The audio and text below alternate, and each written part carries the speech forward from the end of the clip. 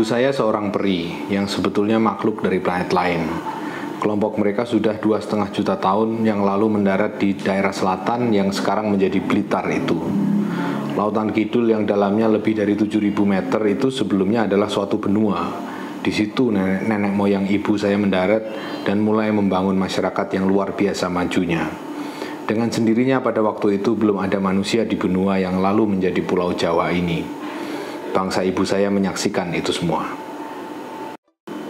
Ketika kita bicara tentang sejarah sastra Indonesia, apa yang hampir selalu ada dalam benak kita adalah kanonnya. Artinya tonggak-tonggak penting dalam riwayat perjalanan sastra Indonesia yang dengan sendirinya mengartikan bahwa sejarah sastra itu sendiri merupakan sejarah karya-karya yang keren. Dalam buku-buku kritik sastra kita, hal itu tercermin dengan sangat jelas ya. Jadi misalnya kalau kita ambil buku Yudhoyono KS, Sejarah Sastra Indonesia yang diterbitkan di Grasindo itu, atau misalnya buku panjang tentang kritik sastra Indonesia yang ditulis oleh Rahmat Djoko Pradopo, atau berbagai macam sejarah tinjauan-tinjauan kritis tentang sejarah sastra, itu hampir selalu tentu mengarah kepada karya-karya yang dianggap penting. Nah, di mana letak dari karya-karya yang tidak penting? Di mana letak dari para penulis atau para penyair yang karyanya buruk? Itulah yang nyaris tidak pernah kita pertanyakan dalam tinjauan sejarah sastra kita. Dan itu yang menurut saya justru menarik untuk dipertanyakan lebih jauh. Tentu saja pengertian karya yang buruk atau yang baik itu relatif ya, tergantung pada rejim estetika apa yang kita terapkan untuk membaca sejarah kekaryaan di dalam sastra Indonesia. Kalau kita menggunakan pendekatan yang formalistik misalnya, akan tentu hasilnya beda dengan ketika kita menggunakan pendekatan yang bercorak katakanlah sosiologis seperti itu, yang melihat hubungan-hubungan sosial dalam medan sastra kita lebih penting daripada pencapaian dalam hal bentuknya gitu.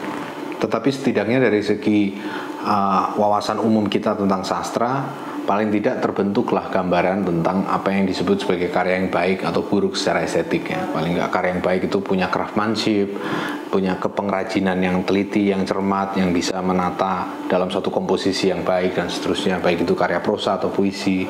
Kita bicara tentang plot misalnya dalam karya prosa, atau kita bicara tentang struktur dalam karya puisi, dalam hal rima, dalam hal citraan dan seterusnya. Jadi ada kaidah-kaidah yang kita gunakan sebagai rujukan biasanya seperti itu. Dan itu kita terima entah kita menganut pandangan yang coraknya lebih ke sosiologi sastra ataupun pada corak lebih ke estetika. Sastra Indonesia sendiri adalah suatu tempat yang sangat luas ya sebetulnya, dan sama luasnya dengan wilayah Indonesia itu sendiri. Dia dihuni oleh berbagai macam penulis, pengarang, dan termasuk juga di dalamnya adalah para sastrawan obskur. Para sastrawan atau penulis atau pengarang, penyair yang tidak dikenal di dalam sejarah itu sendiri. Seorang yang muncul dalam skena lokal katakanlah seperti itu, hilang dalam waktu tidak terlalu lama, atau misalnya orang yang bertahan dalam satu skena yang sangat-sangat lokal sampai akhirnya tidak teridentifikasi dari sudut pandang nasional. Fenomena seperti itu banyak sekali kita jumpai dalam sejarah sastra kita. Salah seorang penulis obskur yang akan saya angkat kali ini adalah Haryo Kecik atau Suharyo Patmodiwiryo. Dia adalah seorang yang sebetulnya lebih dikenal di skena militer daripada skena sastra ya. Jadi dia itu seorang pangkat terakhirnya kalau nggak salah mayor jenderal ya. Dia termasuk dalam aktivis pertama yang menggerakkan kemerdekaan ya, tahun 45 itu. Dia ini orang Surabaya atau aktif di sekitar tahun 45 itu di Surabaya, memimpin laskar rakyat untuk berjuang. Dan konon kabarnya dia itu salah seorang yang terlibat dalam insiden peledakan mobil Jenderal Malabi dengan granat itu. Bahkan ada seorang teman yang mengatakan bahwa sebetulnya yang melontarkan granat ke mobil Jenderal Malabi itu adalah si Haryo Kecik ini. Sehingga dari situlah kemudian terpecah perang, peristiwa peperangan di Surabaya yang memakan banyak jiwa, korban jiwa itu. Jadi dia adalah bagian dari satu kultur prajurit rakyat gitu ya, yang laskar rakyat yang membentuk dirinya, mengerjakan segalanya secara otodidak dalam hal seni perang gitu, dan bisa mengalahkan Belanda. Dan itu adalah semangat partisan yang hadir dalam sosok si Haryo Kecik ini. Dia kemudian pada era Soekarno itu sempat meniti karirnya secara militer. Dia sebenarnya asal usulnya adalah dokter. Dia dokter yang kemudian masuk ke dalam aktivitas Laskar Rakyat, kemudian meniti karirnya sampai kemudian menjadi mayor jenderal, dan bahkan sekitar menjelang tahun 65 itu dia menjadi Pangdam Mula Warman di Kalimantan. Pangdam Mula Warman artinya dia pada masa itu kan Soekarno konfrontasi dengan Malaysia. Kita ada satu periode di dalam sejarah kita konfrontasi dengan Malaysia, dan artinya juga konfrontasi di sekitaran di perbatasan Kalimantan itu, dan dialah yang hadir di sana sebagai Pangdam, artinya memimpin peperangan dengan Malaysia itu. Dan di dalam momen-momen konfrontasi dengan Malaysia itu, si Haryo Kecik itu berhasil menghasilkan sejumlah karya ya. Antara lain dia menghasilkan sebuah naskah skenario film. Dia juga ikut menyutradari film tentang konfrontasi Malaysia melawan Malaysia itu, dan dia menulis beberapa karya sastra yang lain, ada cerpen, ada semacam draft novel dan seterusnya. Jadi bayangkan seorang Pangdam, seorang pimpinan besar militer menguasai daerah yang luar biasa besarnya, dan ditempatkan di satu garis depan yang menjadi pusat konflik pada masa itu, masa Soekarno itu. Dan dia masih punya waktu untuk bersastra, dan itu tentunya kita akan respect pada orang seperti itu. Sebagai seorang seniman, namanya relatif tidak dikenal memang Haryo Kecik ini, tetapi kiprahnya sebetulnya banyak ya. Dia menghasilkan begitu banyak karya dalam hal misalnya naskah drama, skenario film itu banyak sekali, dan sebagian bahkan tidak diterbitkan, tidak pernah diproduksi sebagai film. Dan juga dia juga seorang pelukis. Dia melukis dengan gaya yang cukup bagus di tahun 50-an itu, 50-60-an itu style lukisnya dia itu dipengaruhi oleh era-era itu sebetulnya. Jadi kayak pengaruh ekspresionis seperti itu. Dan kemudian literatur yang dia hasilkan dalam arti karya sastra itu juga banyak. Ada novel, ada kumpulan cerpen dan seterusnya. Jadi dia itu seorang yang produktif sebagai seorang penulis sebetulnya. Nah, dia ini ketika menjelang peristiwa G30S, dia itu sempat disekolahkan di Moskow sebagai mengambil studi seni perang lah seperti itu di Akademi Militer di Moskow. Sebelumnya dia 2 kali di Amerika kalau nggak salah. Nah, ketika dia disekolahkan di Moskow itu, kemudian pecah peristiwa G30S dan Partai Komunis Indonesia dilarang kan, ditutup dan seterusnya, orang-orangnya dibunuh dan seterusnya itu. Sehingga ketika dia pulang tahun 77 itu dia langsung ditahan karena dianggap sebagai bagian dari kultur yang mau dihancurkan oleh Orde Baru, yaitu Soekarnoisme, jadi pandangan-pandangan kiri nasionalis seperti itu. Dia termasuk dalam anasir itu. Kemudian dia dipenjara tanpa diadili tahun 77 kalau nggak salah, selama mungkin 4 tahun 5 tahun gitu, lupa saya. Nah, kemudian dia lepas dari situ dan banyak menulis buku ya, justru setelah dia dilepas dari penjara itu. Jadi naskah-naskah yang belum sempat dia rampungkan itu dia tuliskan ulang, dan berbagai macam penerbitan berbagai macam karya bisa dia terbitkan sampai dengan tahun 2014an seperti itu. Dia meninggal di tahun 2014 ya. Nah, salah satu karya yang saya tertarik untuk membahasnya dalam episode kali ini adalah suatu karya pendek, nggak terlalu pendek sebetulnya, satu novel tebalnya sekitar 200 halaman. Bukunya ini, Doktor Gerilya. Nah, ini adalah buku, suatu novel yang sangat menarik menurut saya dalam sejarah sastra kita, tidak pernah dibahas. Kritikus kita kayaknya juga nggak terlalu banyak yang membahas buku ini, tidak masuk dalam kanon, tapi saya sangat suka sekali dengan buku ini. Ini lukisan covernya dilukis oleh dia sendiri ya, jadi kelihatan di sini bahwa dia itu sebetulnya seorang pelukis yang cukup lumayan lah ya. Dia permainan warna dan seperti itu. Sebagai seorang yang amatir dalam hal lukis-melukis dan menulis sastra, dia itu sosok yang sangat menarik ya. Novel Dokter Gerilya ini sebetulnya adalah suatu semi memoir lah, katakanlah seperti itu, menceritakan tentang pengalaman dia ketika dia menjadi laskar rakyat di pedalaman Jawa Timur di sekitar tahun 30-an, di sekitar tahun 47 lah, menjelang sekitaran agresi militer Belanda seperti itu. Jadi dia menceritakan pengalaman dia sebagai dokter. Dia kan sebagai laskar, dia juga bisa ilmu pengobatan lah, katakanlah seperti itu, sebagai dia orang yang dididik sebagai dokter, dan dia menuliskan pengalaman pertempurannya dia itu di dalam buku ini. Nah, di sini di bagian pengantarnya dia juga memberikan, jadi ini satu novel dengan ada satu kata pengantar dari penulis ya. Ini menunjukkan juga corak dari seorang penulis yang bersemangat lah, katakanlah seperti itu. Nah, di bagian awal ada satu bagian yang disebut sebagai penjelasan dari novelis. Dia menyatakan di paragraf pertamanya ini, novel ini saya dedikasikan kepada semua rekan saya, yaitu para mahasiswa Fakultas Kedokteran di Jakarta yang berkuliah pada tahun 39 sampai 45. Buku ini sendiri ini terbit pertama kali tahun 2015 bulan Mei.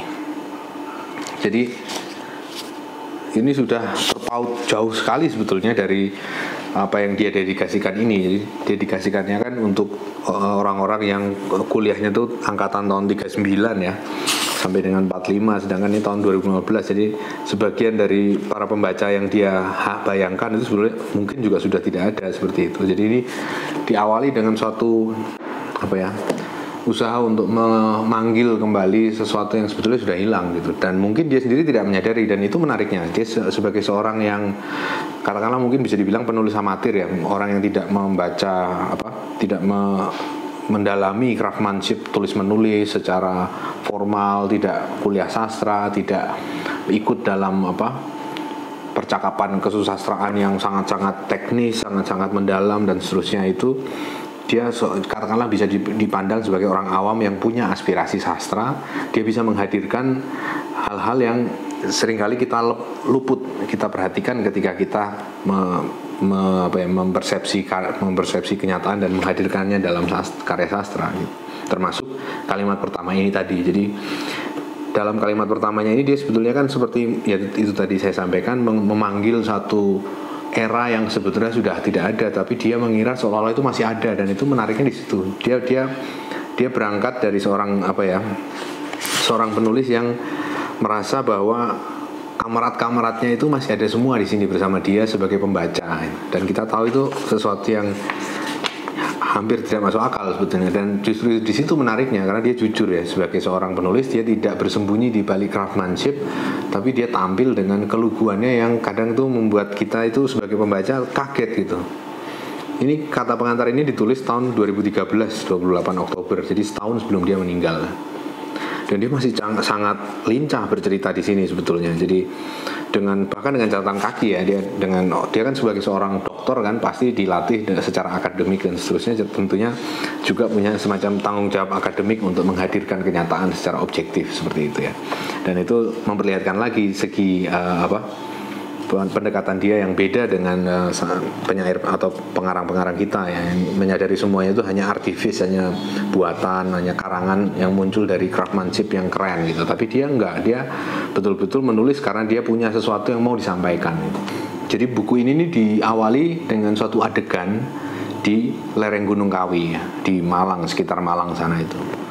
Ceritanya adalah seorang dokter yang kebetulan juga seorang sniper, jadi ahli penembak jitu itu, yang adalah Pak Dr. Haryo Kecik itu sendiri. Jadi dia itu adalah dulunya seorang sniper, selain juga sebagai dokter dan nanti akan kita lihat lagi ada beberapa hal kecil lain yang sebenarnya berkaitan dengan sosok dia ini. Nah, dia dikisahkan di bagian awal ini dia menyusuri lereng Gunung Kawi itu dan berburu binatang seperti itulah untuk makanan rusa atau apa gitu untuk dibagikan ke penduduk desa. Jadi ada semacam suasana ini ya, kesan tentang tentara rakyat itu betul-betul dihadirkan di dalam buku ini. Jadi tentara yang memang bagian dari rakyat, jadi tidak harus berusaha manunggal dengan rakyat, tapi dengan sendirinya karena dia berasal dari kalangan rakyat, dia dengan sendirinya membaur ya. Dia membagikan makanan hasil buruannya di tengah-tengah perang itu ke masyarakat sekitar seperti itu. Nah, buku ini menguraikan tentang saat-saat menjelang dan sesudah agresi militer Belanda ya. Jadi peperangan melawan Belanda di front Blitar dan sekitar itu ya. Jadi Malang, Blitar itu daerah-daerah situ tuh dia aktif di sana sebagai Pak Dr. Haryo Kecik itu sebagai sniper.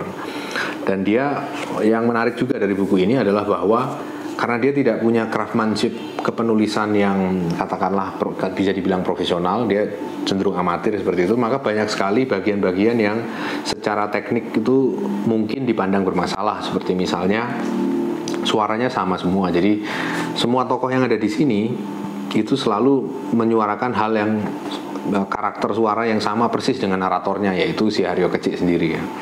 Tidak ada perbedaan suara sama sekali. Terus kemudian dalam beberapa hal itu, di beberapa bagiannya seringkali penuh dengan pemaparan yang teknis, maksudnya tentang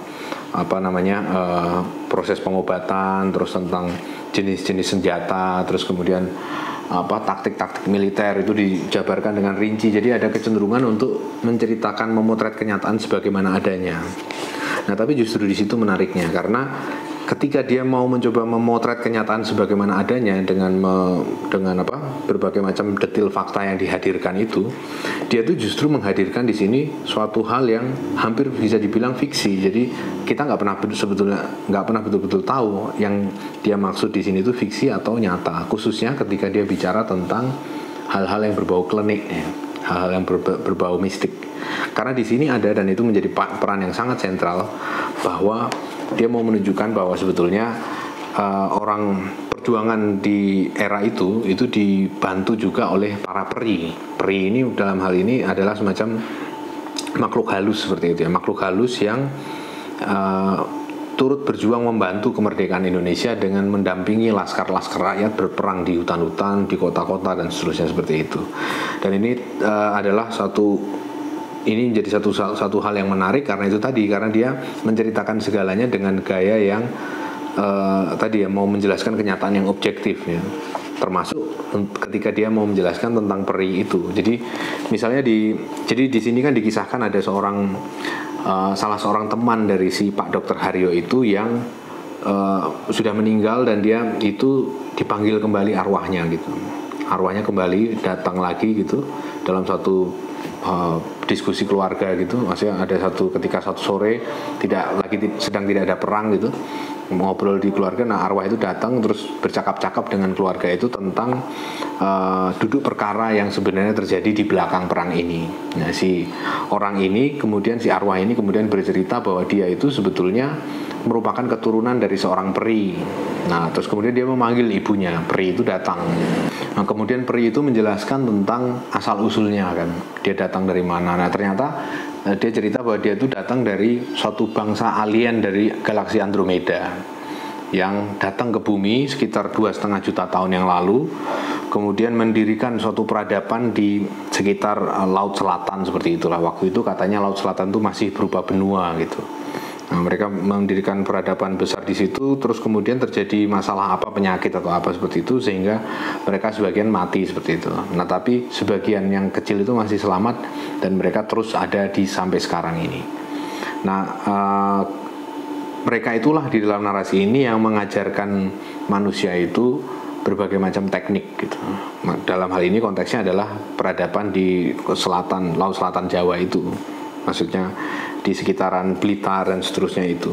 Dan di sini dikisahkan bahwa peri itu berbicara dalam kosakata yang mungkin hanya bisa kita kenali dalam konteks masa kini ya. Artinya awal abad ke-21. Karena misalnya ini Haryo Kecik di sini menghadirkan tokoh peri itu, ibu peri itu berkata, kami dapat berevolusi secara cepat menuju taraf hidup yang sekarang ini. Bersamaan itu kami booster up secara cepat perkembangan ilmu pengetahuan ke berbagai arah. Biochemical science, bioneurology, brain science, nanoteknologi, microbiology, physics, dan lain-lain secara tidak terbatas. Sebagai hasil semua ilmu pengetahuan itulah saya sekarang dapat berdiri di depan kalian sebagai salah satu fenomena dari sains yang tinggi. Nah, ini adalah corak dari narasi yang dihadirkan oleh Haryo Kecik ketika ada adegan peri. Hampir selalu seperti itu. Peri ini akan bercerita tentang perkembangan sains yang maju. Ini di konteksnya settingnya kan di tahun 47 ya. Jadi bayangkan ya, tahun 47 ada tokoh peri yang bicara tentang bioneurology, biochemical science, brain science, semacam itulah.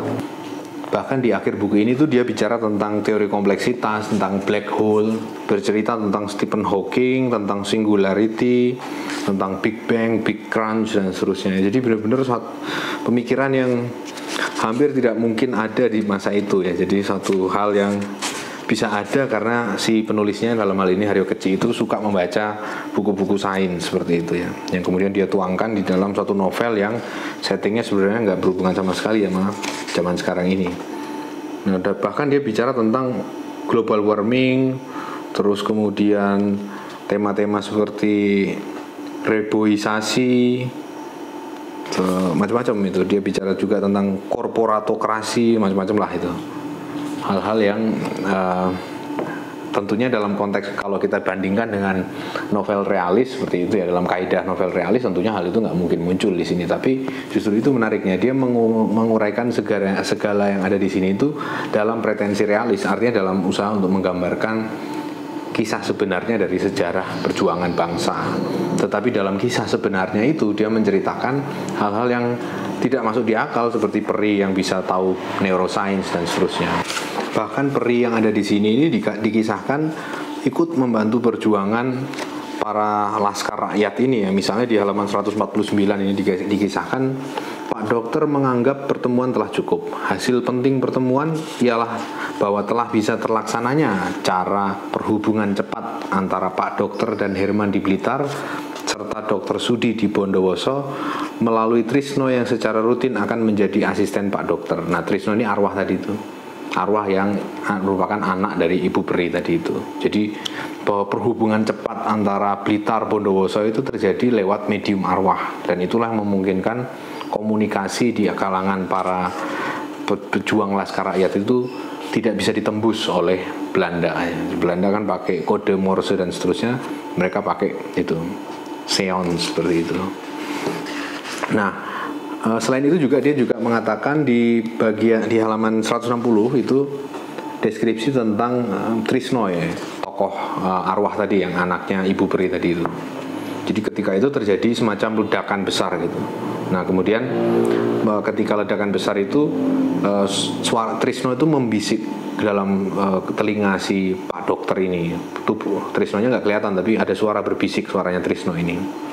Pak Dokter, saya terpaksa meledakkan meriam-meriam sampai hancur lebur karena musuh mengarahkannya ke desa Kampung Baru di mana istri dan anak-anak Bapak berada. Mungkin saya menyalahi hukum makhluk kita, tapi kalian itu sudah saya anggap dulur saya. Jadi si Trisno ini karena sudah, si arwah ini karena menganggap Pak Dokter ini kerabatnya sudah sebagai bagian dari keluarganya si Trisno, sedulur ya, saudara dari keluarganya dari Trisno si arwah ini, anak peri itu, maka meriam-meriamnya si Belanda itu dihancurkan sebelum dia sempat menembakkan pelurunya ke desa Kampung Baru tempat keluarga Pak Dokter itu. Nah, di situ kelihatan. Jadi di sini betapa mereka ini berperan ikut menentukan jalannya plot ya. Jadi kehadiran para makhluk halus ini. Selain itu juga kita bisa ngelihat di sini semacam aspirasi politik dari atau pandangan-pandangan politik dari Haryo Kecik sendiri, karena itu disuarakan lewat ungkapan dari Ibu Peri itu. Salah satunya di sini itu dikatakan misalnya di halaman 140 itu terjadi dialog ya antara seorang dari keluarga itu dengan Ibu Peri yang menanyakan tentang kondisi di planet aslinya si Ibu Peri itu, karena dia kan dari galaksi Andromeda tadi, udah pindah ke bumi sejak 2,5 juta tahun yang lalu. Nah, di planet sana itu seperti apa gitu. Nah, si Ibu Peri itu menyatakan, secara teoritis saya dapat menjawab pertanyaanmu mengenai sistem negara di planet kami yang termasuk dalam galaksi Andromeda. Di dalam masyarakat kami tidak ada golongan atau kelas. Penghuni planet berstatus sama kedudukan sosialnya. Kalian di bumi ini tidak dapat membayangkan adanya masyarakat kehidupan peradaban seperti yang ada di planet itu. Jadi kondisi yang digambarkan sebagai tempat asal-usul sang peri itu adalah suatu tatanan sosial yang tidak mengenal golongan, tidak mengenal kelas. Dengan kata lain, suatu tatanan yang menolak segala bentuk feodalisme, ya, semacam sosialisme seperti itu. Nah, sosialisme ini juga menjadi tema penting di dalam novel ini, dan juga menjadi pesan dari si Ibu Peri ini pada periode setelah mereka menang perang ya. Jadi setelah Ibu Peri ini mengajarkan tentang chaos teori, pemikiran Henri Poincaré, seorang matematikawan dan fisikawan abad 19 itu dari Perancis. Nah, itu kemudian dia terakhir memberikan pesan-pesan lah semacam itu di penutup buku ini. Setelah dia memberikan wejangan pesan-pesan tentang bahaya global warming, tentang biochemistry, tropical rainforest yang ditebang habis, terus kemudian kota-kota kaum gembel, shanty cities, terus religious extremism, itu dia bahas semua di sini. Dan di terakhir itu Dia berbicara tentang pentingnya usaha untuk melawan berbagai bentuk kapitalisme dan imperialisme, atau dengan bahasa rakyat disebut neokolonialisme imperialisme. Selain yang di dalam negara RI kalian berbentuk neofeudalisme atau terbentuknya persatuan keluarga besar dalam bidang bisnis dan pemerintahan yang mau tidak mau akan termasuk bentuk plutokrasi tadi.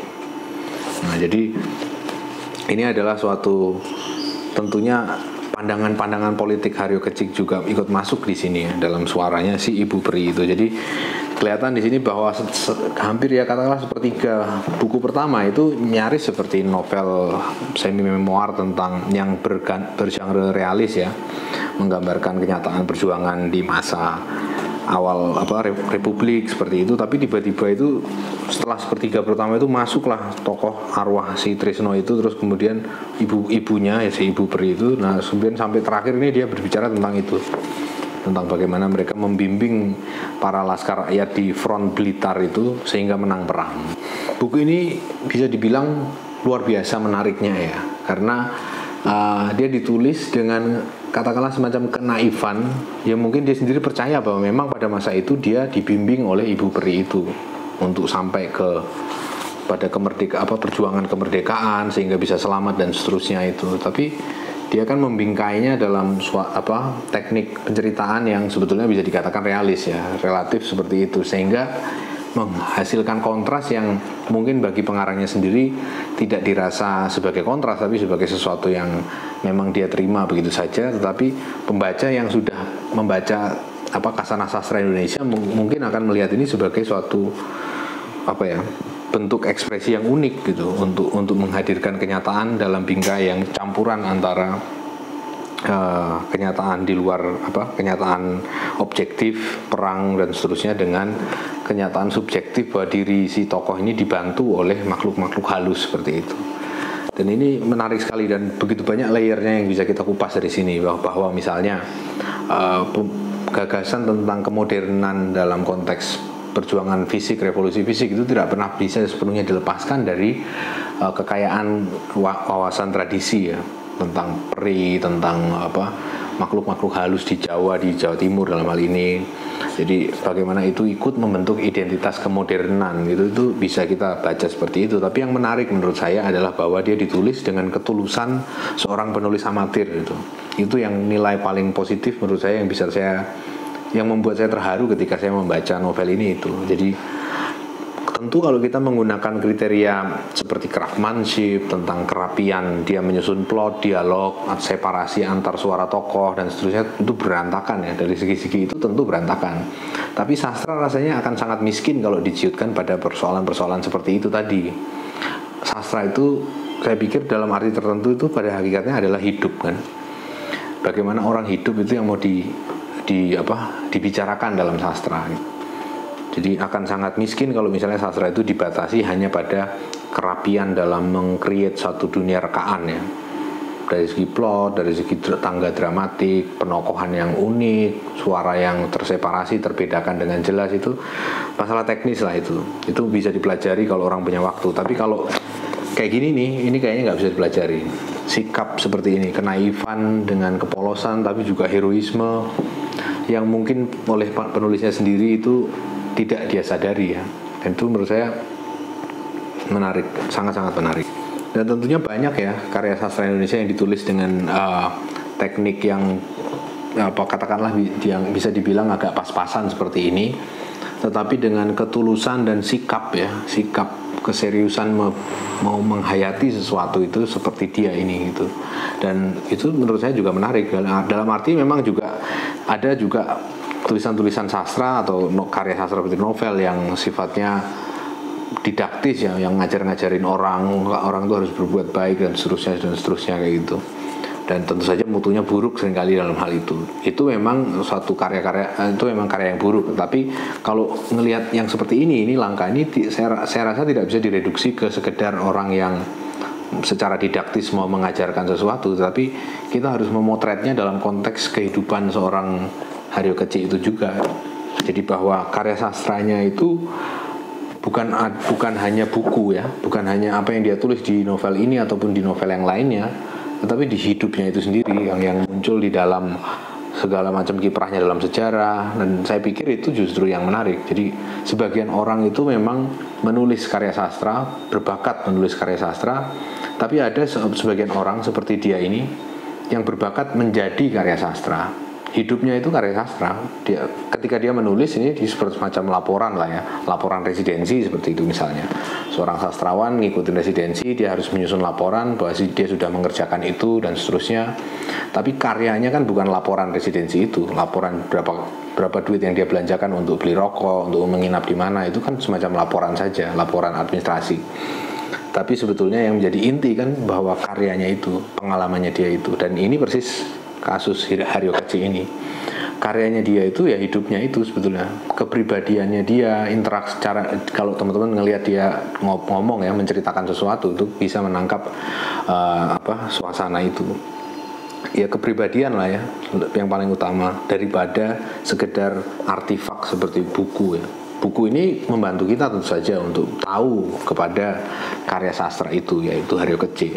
Tapi buku ini sebenarnya hanyalah suatu semacam tadi itu laporan residensi di suatu kehidupan bernama Haryo Keci itu. Nah, saya bisa relate dengan Haryo Keci ini juga karena sebagai seorang yang belajar filsafat, dalam banyak hal banyak juga kita temui penulis-penulis filsafat yang sangat berdedikasi seperti dia ini, yang mungkin dari segi pengetahuan filsafatnya tidak begitu keren, tetapi paling tidak dia punya jalan hidup, sikap hidup dalam menjalani hidup yang cukup menarik gitu, dan itu sulit diajarkan gitu dibanding sekedar menguasai berbagai macam teknik filsafat ya. Kalau teknik filsafat kan bisa diajarkan dan bisa dipelajari asal orangnya sabar, orangnya telaten dan seterusnya, teknis itu. Tapi untuk bisa mendapat sikap itu yang dihasilkan dari interaksi sehari-hari dengan hidup yang intens, itu nggak semuanya ya, itu sulit itu. Dan oleh karena itulah saya bisa mengapresiasi penulis obskur seperti Haryo Keci ini. Dan saya rasa banyak juga di sastra Indonesia ataupun filsafat Indonesia penulis-penulis yang tidak dikenal, dan saya tertarik untuk mendedikasikan sebagian dari vlog ini untuk membahas itu dalam satu seri khusus, seri penulis obskur.